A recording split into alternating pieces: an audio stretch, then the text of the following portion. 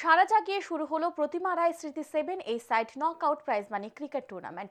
Blue star ক্লাবের তরফে Ambassa forest office সংলগ্ন মাঠে এর সূচনা হয় শনিবার রাতে। টুর্নামেন্টের উদ্বোধন করেন আমবাসা পৌর পরিষদের চেয়ারপারসন প্রতিমা মালাকার। উপস্থিত ছিলেন বিশিষ্ট ব্যবসায়ী মাধব রায়, প্রাক্তন বিশিষ্ট শিক্ষক নিখিল রঞ্জন পাল, ক্রিকেট টুর্নামেন্টের কনভেনর সন্তোষ দে সহ ব্লু স্টার ক্লাবের কর্মকর্তারা। দিবারাত্রির এই ক্রিকেট টুর্নামেন্টকে নেমে 32 টিম অংশগ্রহণ করে। 30 ডিসেম্বর পর্যন্ত চলবে টুর্নামেন্ট। বিজয়ীদের 30,000 টাকা নগদ ও একটি ট্রফি দেওয়া হবে। এছাড়াও রানার্স দল পাবে প্রাইজ মানি 20,000 টাকা ও ট্রফি।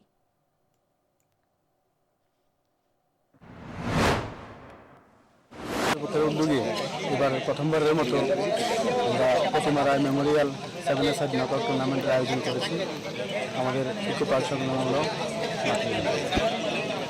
এই টিমের মধ্যে প্রায় 32টি টিম অংশগ্রহণ করেছে এবং আমাদের প্রাইজ মানি আছে চ্যাম্পিয়ন 30,000 টাকা এবং রানার 20,000 টাকা। তারপর ট্রফিও আছে, চ্যাম্পিয়ন এবং রানার্স ট্রফি আছে, তাছাড়াও আছে ম্যান অফ দ্য ম্যাচ।